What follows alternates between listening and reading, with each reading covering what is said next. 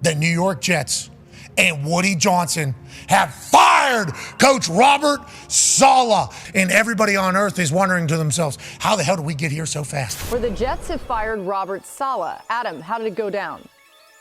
Well, Robert Saleh got the news this morning, and it was one of those surprising developments that I think caught the entire NFL world by storm. The Jets have fired head coach Robert Saleh. Dysfunctional teams do dysfunctional things. The New York Jets have fired former head coach Robert Saleh after a 2-3 start to the season, just days before they play the division rival Bills in a pivotal Week 6 Monday night game. Saleh finished his Jets tenure with a 20-36 record. Now the Jets are in a very scary situation. In a lot of ways, they have cornered themselves. They have a 40 going on 41-year-old quarterback, and they have an offensive coordinator who is believed to be there because he is great friends with the quarterback, and the New York Jets are in a very scary situation. They didn't bring in Aaron Rodgers to be a wild card round exit. They didn't bring him in to win a singular playoff game during his tenure as the Jets starting quarterback. They brought him in to win a Super Bowl, and right now, it doesn't even look like the Jets are going to get to the playoffs, and they are in one of the scariest situations in the entire league, and we're going to break everything down in today's video. Now let's begin.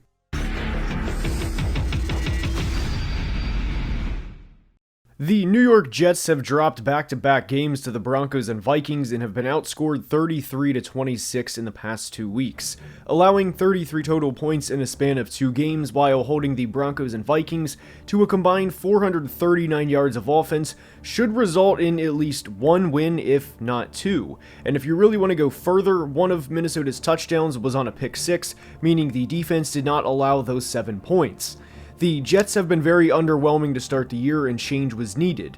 There was a lot of concern heading into the season with his coaching staff and why they kept Robert Saleh after a cumulative record of 18-33 through his first 3 years. I understood the reasoning to keep Saleh, as no coach was ever going to succeed, or at least have long-term success with the quarterbacks he dealt with through his first 3 years. But why I think the Jets are in a scary situation at the moment is this was a quick firing. It's usually a lot further into a season before a head coach is fired, and I understand the decision to part ways with Saleh, but one of my concerns with Saleh now gone is, what is the offense going to do? Robert Saleh was, of course, a defensive coordinator for the 49ers prior to accepting the Jets job, and his defenses in New York were always great, and they have been great to start the 2024 season. I understand players were frustrated with leadership, and I get it, and linebacker Quincy Williams even said after the Vikings loss that leadership needs to take accountability, which was a very telling quote, especially after a tough loss. But even with Saleh now out the door, there's a whole lot of questions about where this team is mentally and what they can do moving forward. I understand players getting frustrated with Saleh, as there were countless press conferences where he would say, we gotta look at the tape and we gotta correct these things, without ever really correcting them. And I said after the Broncos game in Week 4 that I was out on Robert Saleh entirely as the team's head coach because there was never a plan to get better. It was a lot of coach speak, and the Jets had 13 penalties accepted for 90 yards against Denver in Week 4, and after the game, Saleh said it was unacceptable and we've got to figure it out. I don't think the decision to fire Saleh was the wrong decision, as I've said several times that I would prefer to cut ties sooner rather than later if you know it's not going to work out.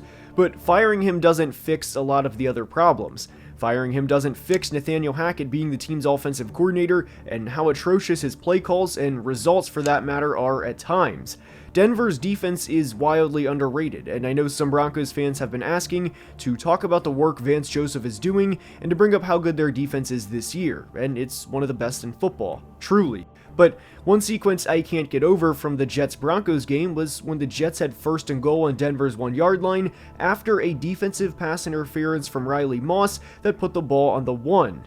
The Jets ran the ball twice with Breece Hall, then threw an incomplete pass in which their 40-year-old quarterback took a completely unnecessary hit, and when they were lining up to go for it on 4th down from the 1-yard line, guard John Simpson committed a false start and the Jets settled for 3. I know Robert Saleh is the scapegoat right now, but that doesn't have anything to do with him. Nathaniel Hackett couldn't execute a play call to get the ball in from the 1-yard line, and the Jets ended up losing by 1 point. I would also argue in that situation that I would have sent Braylon Allen out there to run the ball 4 times between the tackles, and if Denver stops him all 4 times, credit to them, and they get the ball at their own 1-yard line. Braylon Allen is 20 pounds heavier than Breece Hall, and Nathaniel Hackett opted to hand the ball to Breece twice rather than give Braylon a chance on the one.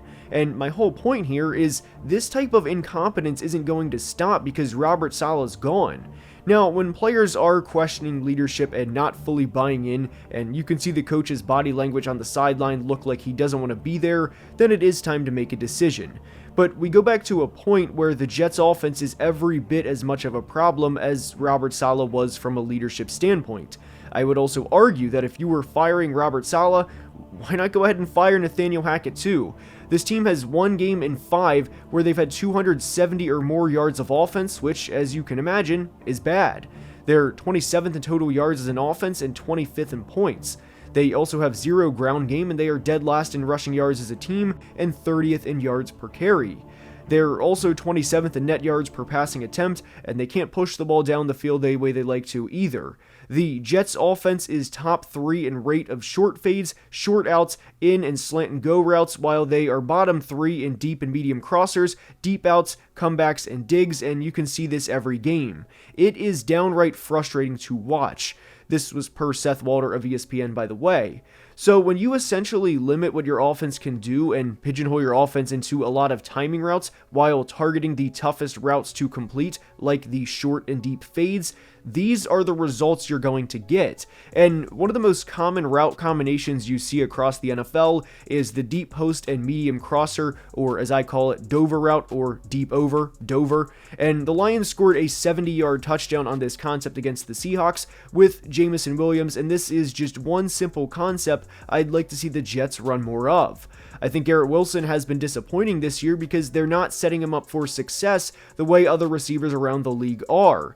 Garrett has a catch percentage of just 58.9% in 2024, and one of the biggest reasons I was excited for him was because of having Aaron Rodgers. But the play calling and the route choices that are being made by the coaching staff have been very disappointing.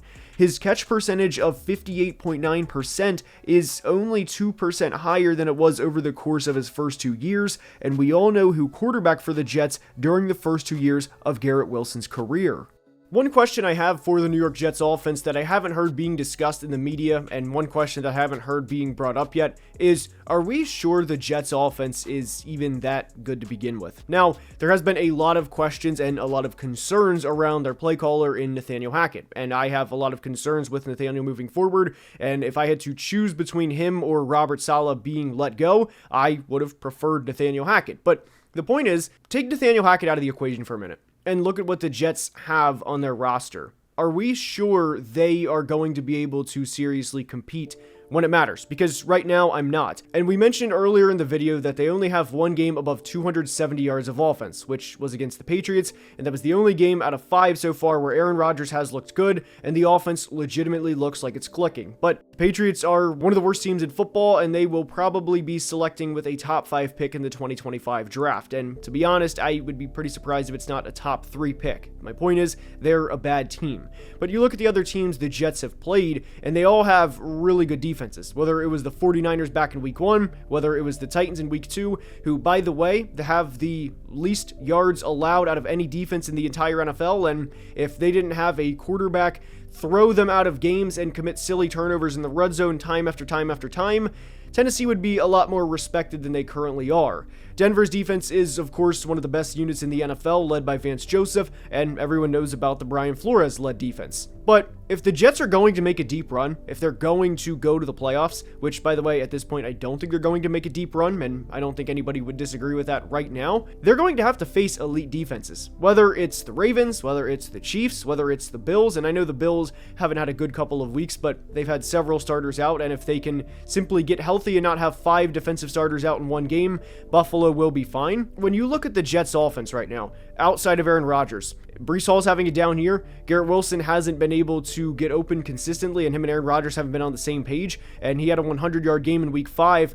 really due to being force-fed, as believe it or not, Garrett Wilson had 22 targets against the Vikings, and no, that's not made up. And one concern that I had with the Jets entering the year was the offensive tackle situation. Tyron Smith hasn't played a full season in nearly a decade, and Morgan Moses is getting up there in age as well, and Morgan Moses has already experienced an injury, and we are playing 21-year-old tackle Olu Fashanu. Now, if you guys were subscribed to the channel during the draft process, you may remember that I loved when Olu went to the Jets, and I thought it was a dream fit for him because he got to sit behind Tyron and Morgan and learn the ropes of being a franchise tackle in the NFL. And I think Olu will be a great player in the NFL, at least in year 2 and beyond, but there is always going to be a learning curve for a 21-year-old going on 22-year-old rookie left tackle, or rookie offensive tackle, should we say, because he's been playing right tackle since Morgan Moses was out. And not surprisingly, there has been a learning curve, and Olu's gotten cooked a couple of times, and that's going to continue because the progression of an offensive tackle in the NFL is not a snap of the finger, and Olu's not going to be an all-pro. He's not going to be Joe Thomas or a Lane Johnson or a Trent Williams overnight.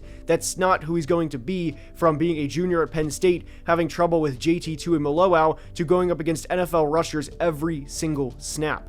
Now, my next point with the Jets is they are the most desperate team right now, without a doubt. Whether you think it's Buffalo, who is not a desperate team, I mean, they have a 28-year-old franchise quarterback, and this was supposed to be a retooling year for them. Whether you think it may be New Orleans, who is in year 2 of a $150 million contract with Derek Carr, and they also have an aging roster. The expectations for the Saints were not Super Bowl or bust this year, and I don't think anybody would have thought that, hey, New Orleans is going to host a Super Bowl this year, and that they're going to play in the big game at home, and that they're going to play Patrick Mahomes when it matters most. I think everybody would have said that at most they're a wild card exit. Maybe they get lucky with the seeding, maybe they win the wild card and then they lose in the divisional round. All of this to say that the Jets are so far into the Aaron Rodgers experiment, whether it was bringing in Tim Boyle, whether it was bringing in Alan Lazard, whether it was bringing in Nathaniel Hackett, who's obviously hasn't produced to the level you'd like to see him yet, they are at a point where they have cornered themselves, and whatever the cost is for Davante Adams, Davante has not been traded as the time I record this, hopefully not by the time I release either, but they have to go get Davante Adams. There is no, well, we trust Mike Williams and we trust Alan Lazard to do a solid enough job that we're going to be fine. You don't have that luxury anymore. You have to go get Davante Adams because the Jets have cornered themselves. They've now fired their head coach, and they need results more than ever before. They're bottom 7 in both offensive points and yards, and yes, you can make the excuse that you want that they've played good defenses so far, but so what? Are defenses going to roll over in the AFC playoffs, and are they going to say that, hey, Aaron, you're a 4-time league MVP, buddy, you're a really good player, we'll just sit this one out so you can go out on a retirement tour and you can win a ring? No, that's not how it works. So they have cornered themselves where they have to produce now or never, and at this point it is go get Davante Adams or sit on your hands and potentially be a wild card exit. And Joe Douglas's job, the general manager, is also on the line. I am a firm believer that Robert Saleh getting let go was the first of many individuals in that building getting let go, and that Robert Saleh for now is the scapegoat. Off of the scapegoat part for Robert Saleh, I also think general manager Joe Douglas is on the hot seat as well, and this also plays into why the Jets are in the most desperate situation in all of football, and this also plays into the title of today's video as to why the New York Jets' future scares me, and this is one of the reasons why. If you are Joe Douglas and you know your job is on the line, are you going to look at the future of the Jets and say, you know what, I might not be around to make this pick, so I'll help the next general manager out and he can have those picks? No, it doesn't work like that. General managers that are on the hot seat do desperate things. And one of the most desperate things that we've seen a general manager do was back in 2021 when Bears GM Ryan Pace traded up to go get Justin Fields and traded the 2022 first round pick because he knew if Justin Fields didn't work out the way that he didn't, he was going to be gone regardless. But if Justin Fields did work out, then he could buy himself another year or two. So this plays into why the Jets are in a desperate situation, because Joe Douglas is not going to look at Davante Adams right now and the future of the New York Jets and say, you know what, should I keep this 2025 second round pick, maybe even fifth round pick as a sweetener to get this deal done? Should I keep these picks just to save the next general manager's job, just to do him a favor? No, this is not a favor business. That's not how the NFL works. So the Jets are in a situation with their GM's job effectively on the line, and Woody Johnson can say what he wants, but the Jets haven't been to the postseason in over a decade, and they have not been to the playoffs, obviously, since Joe Douglas has been the GM, and forget every good thing that he's done, whether it was draft Sauce Gardner, whether it was extend Quinn Williams, whether it was bring in Garrett Wilson, Breece Hall, Jermaine Johnson, any of them, Will McDonald, any of them.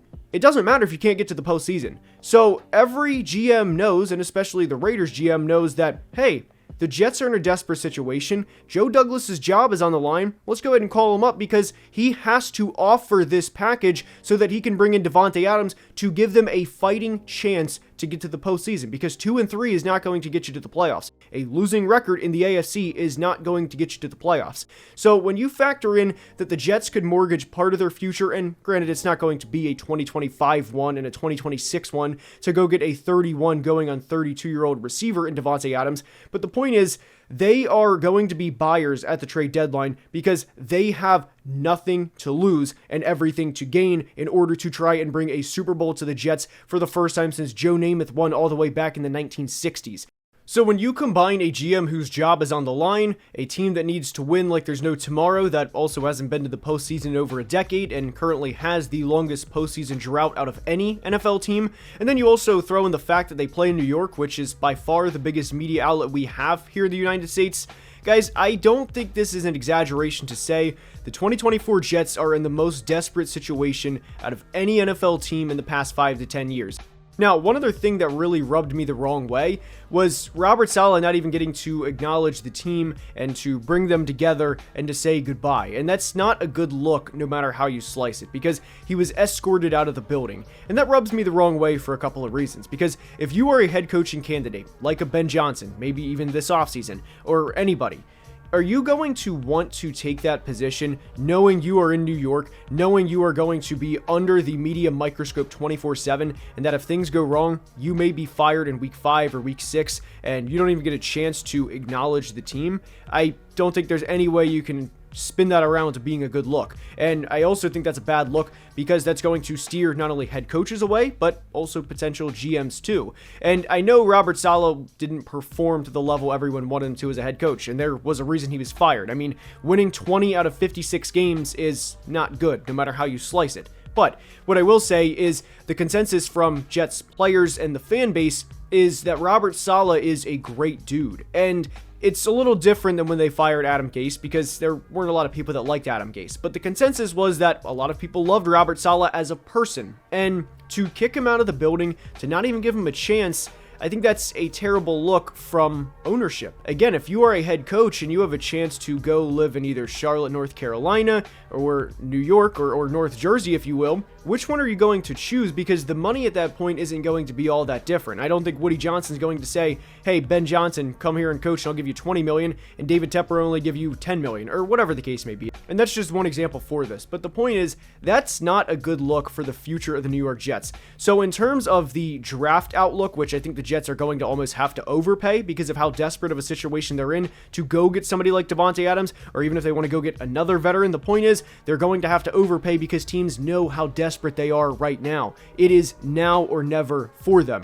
And then you also throw in the fact that the owner made himself look bad in the process by letting him go without even acknowledging the team. Those are a couple of factors that right now it's going to be really, really tough to overcome, not just for the rest of the 2024 season, but for the rest of the Jets' future with Woody Johnson as their owner. I hope you guys enjoyed today's video, and if you did, please like and subscribe as we are closing in on 160K subs, as it would be very much appreciated. And until next time, please be safe and have a great day. Love you guys.